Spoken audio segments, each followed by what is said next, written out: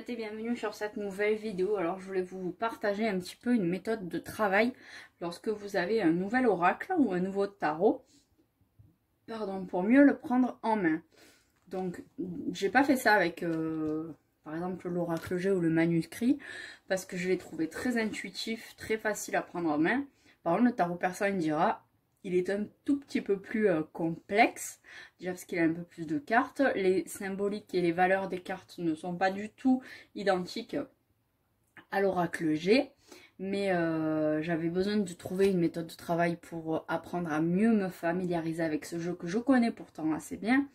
Mais pour pouvoir travailler rapidement, efficacement, sans apprendre tout par cœur, d'accord? Donc je vais vous montrer cette méthode qu'on va appliquer ici, que je vais vous montrer. Vous pouvez l'appliquer avec tous les jeux de cartes que vous avez, tarot et oracle, du moment que ce sont des jeux prédictifs, donc qui sont là pour vous annoncer, vous parler de votre avenir. Ça ne marchera pas avec les jeux, comment on dit, de guidance, d'accord, un peu de ce style là, où là c'est pas pour votre avenir, mais ça va plutôt être des messages qu'on vous délivre, donc c'est un petit peu différent. Ça n'a pas d'utilité d'utiliser ces méthodes là, parce qu'en fait d'ailleurs le but, il n'y a pas besoin d'apprendre quoi que ce soit, vous lisez simplement le message qui est délivré et puis basta. Donc, enfin basta, après il reste le travail à faire sur soi, mais je veux dire pour l'interprétation, il n'y a pas besoin de chercher midi à 14 h quoi. Donc vous avez besoin de vos cartes, du livret explicatif qui est fourni avec les cartes. Moi ici j'ai un livret supplémentaire que j'avais acheté avant même d'avoir les cartes parce que les cartes étaient introuvables. Je les ai cherchées pendant des années, je vous l'ai déjà expliqué, et je les trouvais pas, mais j'avais quand même pris le livre pour commencer à apprendre les significations, et puis je l'avais prêté à ma tante, enfin bon bref. Donc voilà, il me s'avère que je me retrouve avec deux livrets que je vais utiliser en complément. Mais le livret qui est fourni avec le coffret, il est vraiment très complet. Et après, vous avez besoin d'un cahier, de fiches, de votre ordinateur, de votre tablette, de votre smartphone, bref, de ce que vous voulez, du moment que vous allez pouvoir prendre des notes pour vous aider, et surtout des notes claires. Donc c'est bien d'avoir ou un cahier avec des stylos de différentes couleurs, ou une tablette sur laquelle vous allez pouvoir surligner, etc. Ou tout simplement, si vous ne voulez utiliser ni de papier ou de cahier, ni vos tablettes, vous pouvez utiliser juste des surligneurs, mais ça va être un peu plus embêtant parce que quand vous allez chercher, ben, vous allez avoir ici, je sais pas combien il y a de pages, 190. Ben, il va falloir chercher parmi les 190 pages les symboliques et les significations de cartes, alors que là, moi, j'ai tout résumé en une page, 2 pages, 3 pages, 4 pages, 4 pages, voilà. 4 pages, en gros 8 feuilles. Donc c'est beaucoup plus rapide. Hein.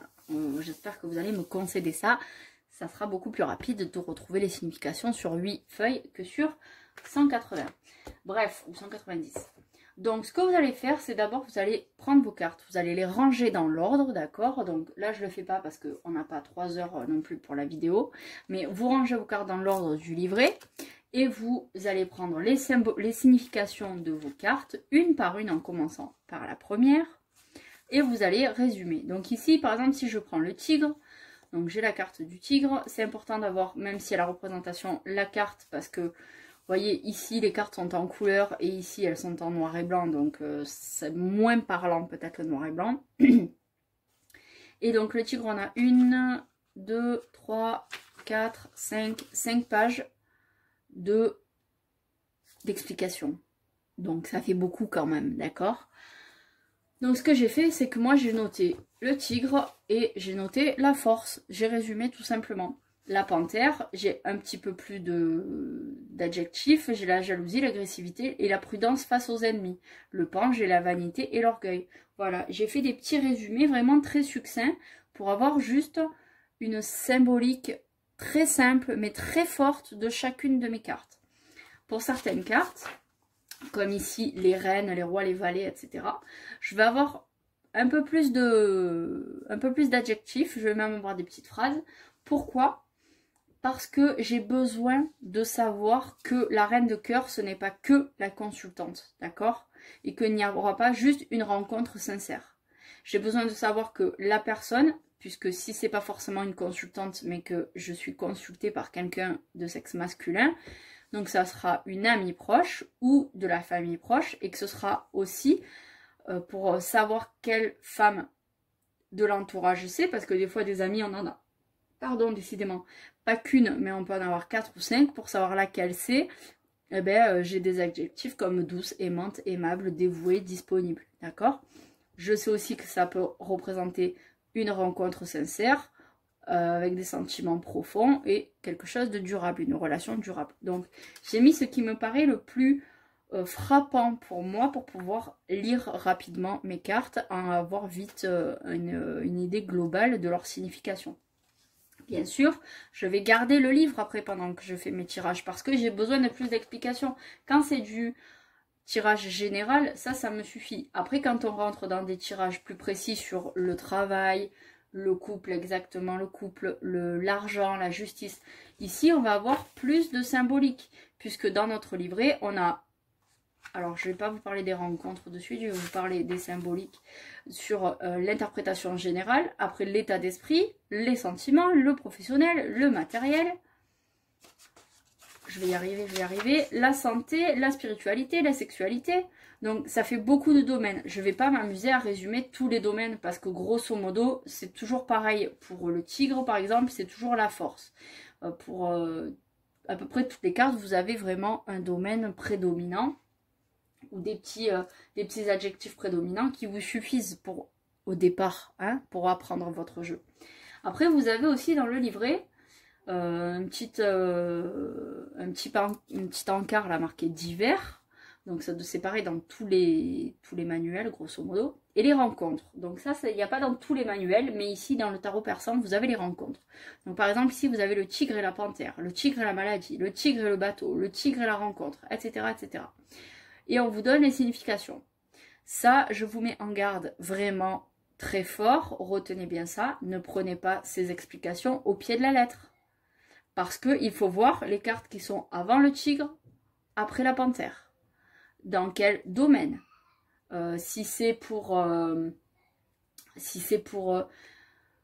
par exemple, je vais vous chercher un autre exemple qui sera plus parlant. La sorcière. Donc on doit avoir la mort pas loin. Hop. La maladie. La mort est prête après. Ici sur la mort. Les rencontres. Transformation, changement. La mort et la maison, changement d'habitation. Qu'est-ce que c'est que j'avais vu? Je m'étais dit, tiens, ça sera très intéressant ça. Bref, ne prenez pas tout au pied de la lettre parce que selon le... Ah, attendez, c'était dans la Reine de Cœur. Oh, je trouvais ça super parlant.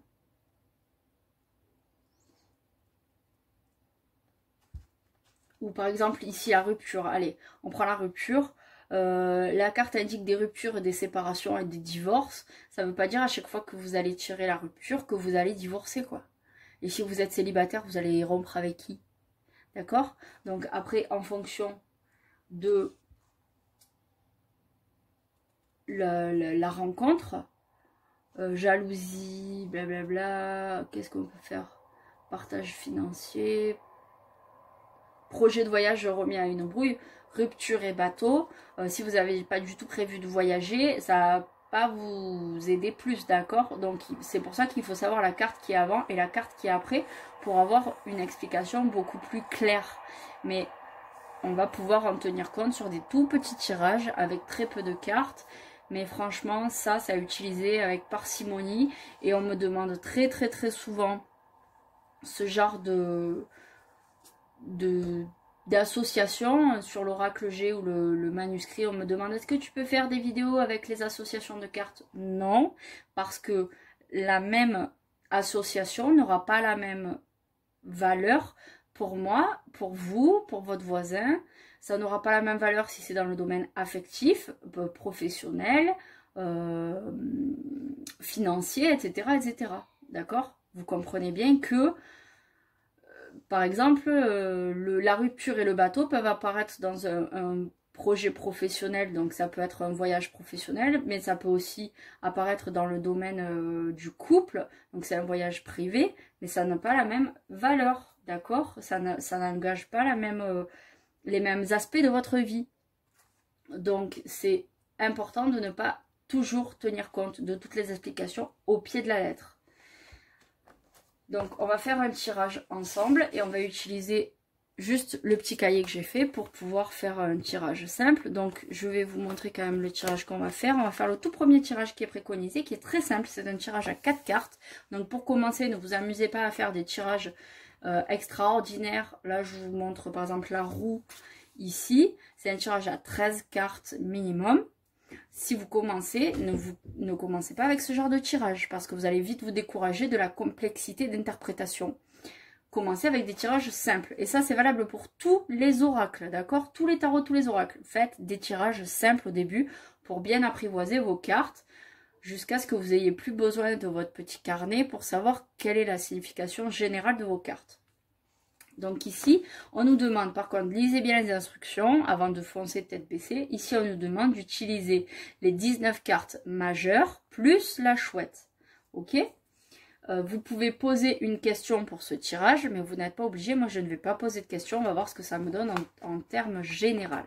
Donc, j'ai déjà sorti mes 19 cartes pour pas passer un temps fou à les brasser. C'est pour ça aussi que c'est intéressant de bien connaître vos cartes visuellement, de savoir un petit peu qui elles sont. Ici, j'ai mes 19 cartes majeures. J'ai pas eu besoin de mon livre pour savoir quelles elles étaient parce que je les ai bien étudiées et du coup, je les reconnais de suite dès que je les vois apparaître dans mes mains. Ok, donc j'ai pas eu besoin. Je vérifie juste que j'ai bien ma chouette. Voilà, elle est là. Je vous parlais, du coup, je la voyais pas. Vous mélangez. Moi, je mélange comme ça. Vous mélangez à la main, vous brassez sur la table, vous faites comme vous voulez. Moi, j'ai besoin de mon rituel, entre guillemets, de 3 fois minimum pour avoir l'impression d'avoir bien mélangé. Après, vous coupez.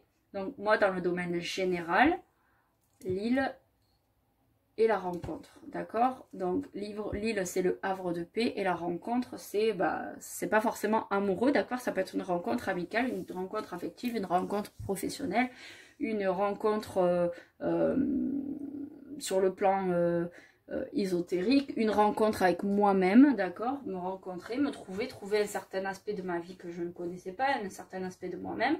Je vais boire un petit coup. Je vous montrerai, je bois un petit coup dans un grand... C'est plutôt un grand coup. Et je vais sortir mes cartes. Donc, une...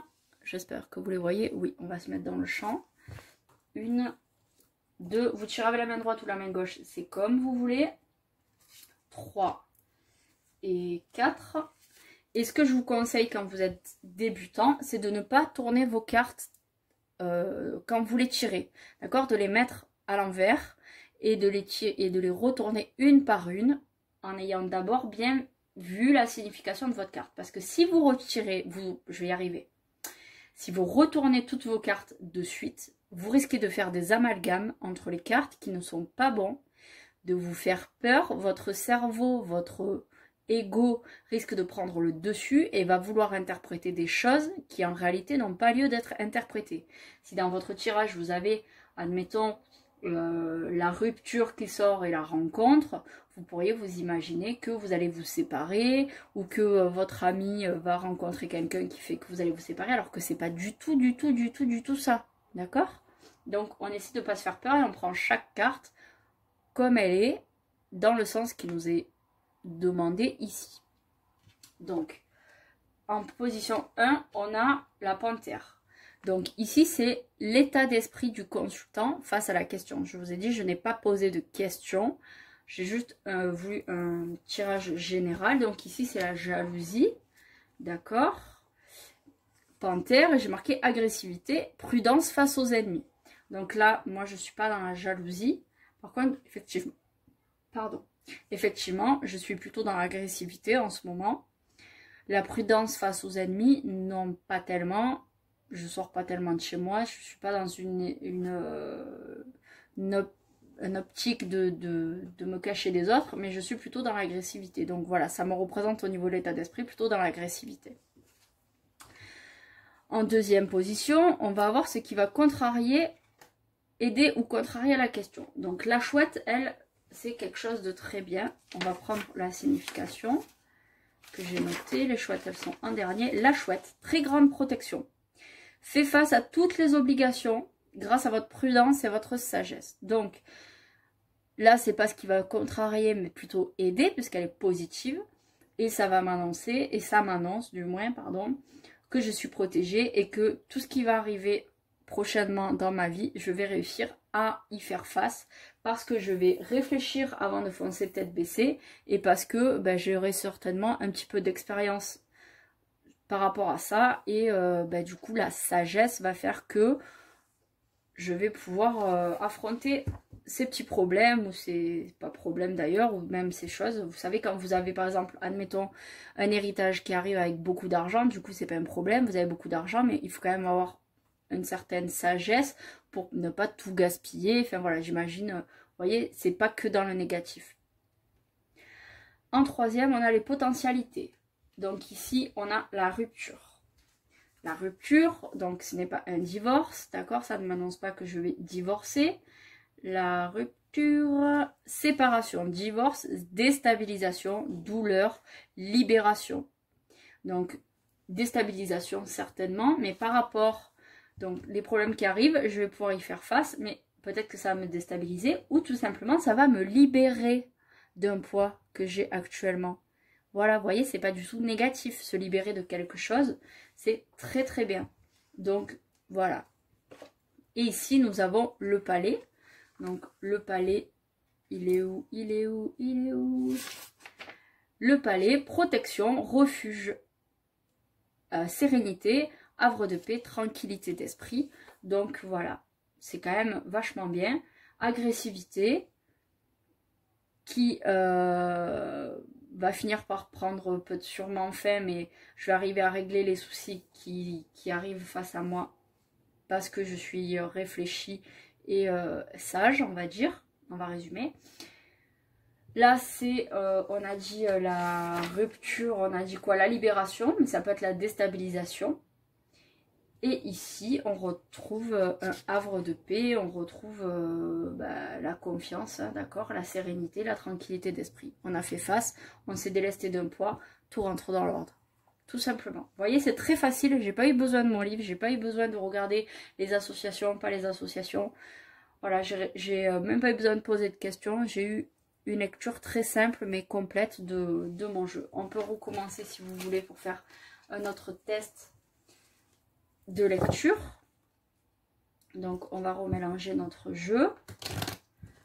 Bien sûr, vous ne tirez pas plus de 3 fois les cartes, que ce soit pour vous ou quelqu'un d'autre, d'affilée et dans la même journée, parce que vous multipliez les comment dire, les facteurs de comment vous expliquer.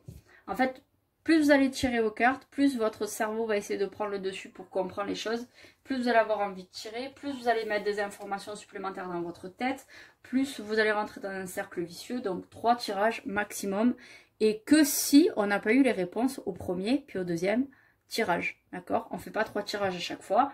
Si on a au premier tirage, les choses sont très claires, on arrête là, stop, ok? Donc on recommence, 1, 2, 3, et hop, 4. Donc ici j'ai le palais, donc là c'est sur l'état d'esprit. Donc qu'est-ce que je peux dire sur l'état d'esprit? J'ai un cerveau, c'est un gruyère, c'est un truc de fou. Protection, havre de paix, sérénité, tranquillité d'esprit, d'accord. Donc je me sens bien peut-être chez moi, protégée en tout cas, mais là c'est pas forcément que négatif du coup. C'est par exemple le fait de rester chez moi, parce qu'il n'y a que là que je me sens bien. Donc ça sous-entend que quand je ne suis pas chez moi, ou je me sens plus à l'aise. En deuxième position, on a ce qui va aider ou contrarier. Elle ressort au même endroit, donc la chouette qui nous annonce de la protection. En troisième position, on a les potentialités. Donc là, on a le soleil. On reprend notre petit livre et on va lire. Il est où? Il est où le soleil? Il est là, pardon. Bonheur parfait, idéal, succès, réussite dans tous les domaines. Voilà, que demander de plus? Et 4, la réponse, la rencontre. Donc très certainement que je vais rencontrer quelqu'un. Et comme je vous disais, ça n'a pas forcément une valeur romantique, mais c'est de rencontrer quelqu'un. Alors le seul bémol, c'est que dans ce tirage-là, je ne sais pas dans quel domaine je vais rencontrer quelqu'un, puisque ça n'est pas le but là de ce tirage, puisque j'ai demandé quelque chose de général. Mais donc ce sera une rencontre ou amicale, ou professionnelle, ou spirituelle. Voilà, mais ce ne sera pas une rencontre amoureuse, clairement. Parce que dans ma vie, je suis mariée, je suis très bien. Donc voilà, ça peut représenter beaucoup de choses. Du coup, ça peut nous permettre d'essayer de chercher dans quel domaine va être cette rencontre. Et après, de faire un tirage, par exemple, professionnel, parce que je pense que c'est plutôt professionnel, ou spirituel. Mais voilà, c'est quelque chose de très global. Ou alors, vous refaites le tirage en demandant que se passe-t-il. Regardez, là, je veux savoir ce qu'il va se passer professionnellement pour moi dans les jours à venir. Dans les semaines à venir, d'accord? Je veux... Ah, décidément, il n'y a pas assez de cartes. Je veux en savoir plus sur mon avenir professionnel, tout simplement, d'accord? Je demande pas midi à 14 h, juste mon avenir professionnel. Pas besoin de s'étendre plus sur la question. Plus c'est simple, plus ça va être facile de répondre. On peut couper la sorcière et la chouette. Bon, moi j'utilise pas trop les coupes.